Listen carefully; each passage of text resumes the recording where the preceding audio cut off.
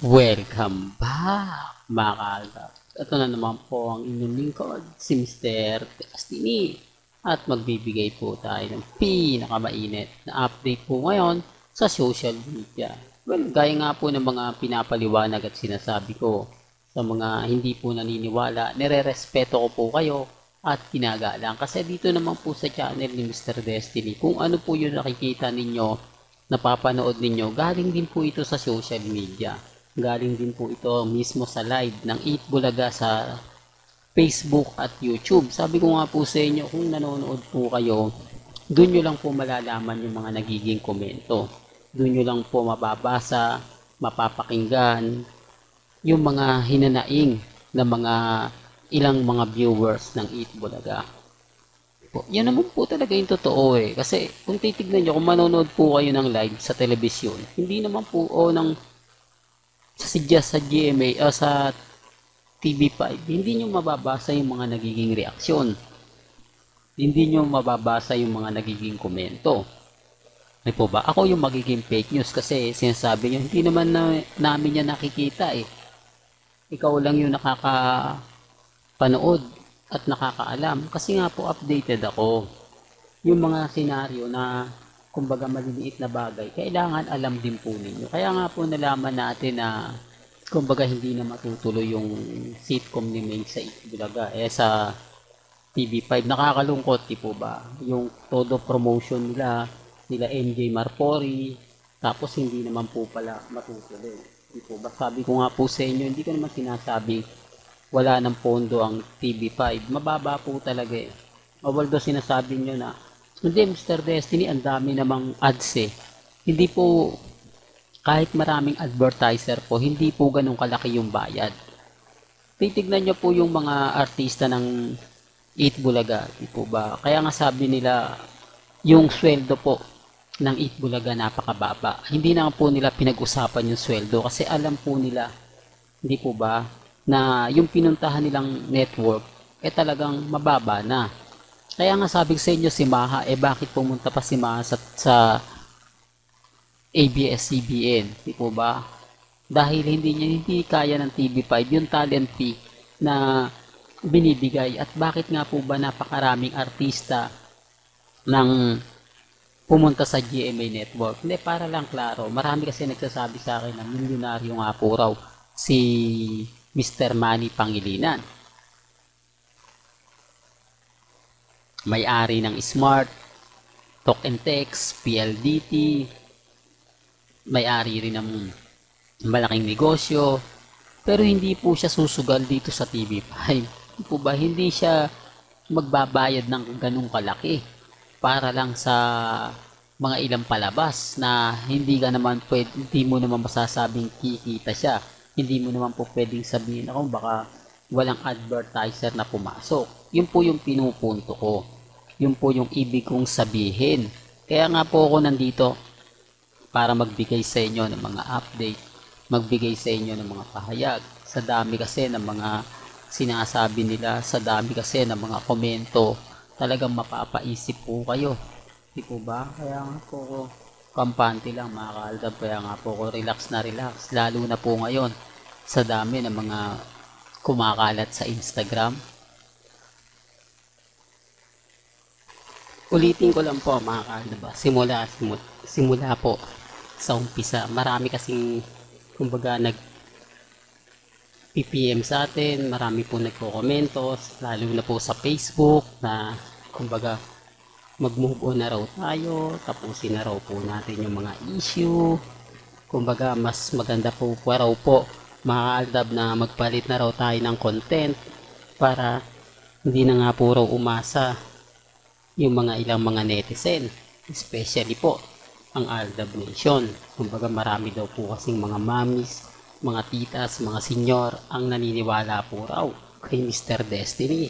Marami daw po mga mamis, mga titas, mga senyor ang umaasa pa rin po at naniniwala po raw sa atin. Remind ko lang po sa inyo, sila po yung since 2015 Aldab na. Sila po yung since 2015 kila Mengay na at kina Alden. Hindi ko po yan saklaw at hindi ko po yan hawak. Sabi ko nga po sa inyo, mas marami nga po silang alam kesa po sa akin. Kasi ako, kumbaga, hindi lahat ng event o lahat pinupuntahan natin.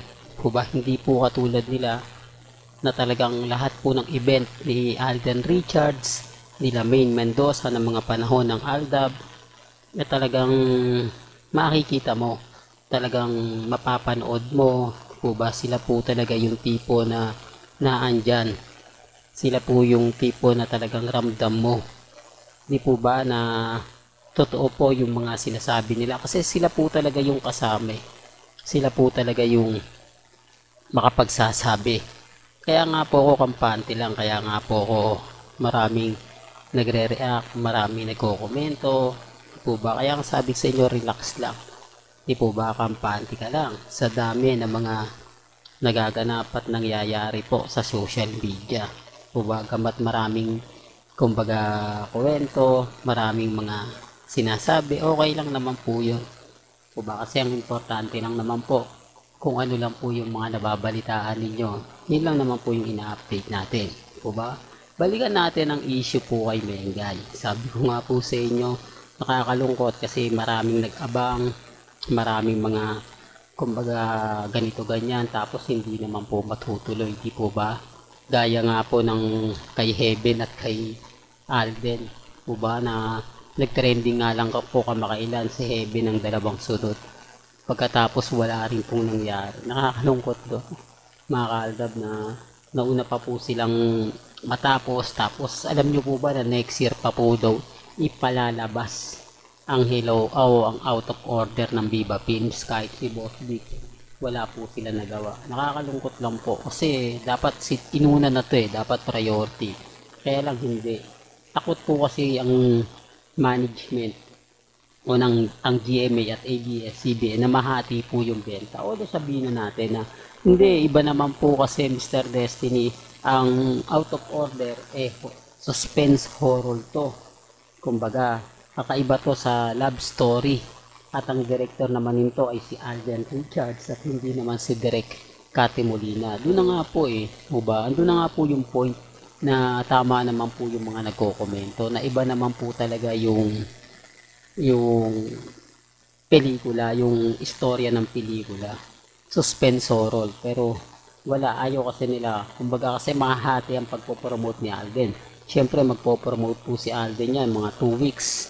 Di po ba? Hindi katulad ng Hello Love Again. Isang buwan, yan 2 weeks lang. Po ba? Pagkatapos ng 2 weeks, hindi na siya magpo-promote. Wala na pong oras. Di po ba? Hagul na. At siyempre, ayaw din ng na mahahati pa po yung bibili ng ticket. Imbis na yung ticket mo para sa isang taon, isang beses ka lang manonood ng sine o 2 beses, hindi na siya masusundan. Diba? Kaya sabi ko sa inyo, ganyan po ka hindi, ka-desperado po ang ABS-CBN at GMA Network. Walang gandito na lang po ang ating latest update. Kaya kung gusto niyo pa po ng pinaka-latest at sariwang update, abay tumutok lang po kayo dito po sa channel ni Mr. Destiny para updated po kayo sa mga latest at sa mga bagong video po na ilalabas po natin maya-maya lang.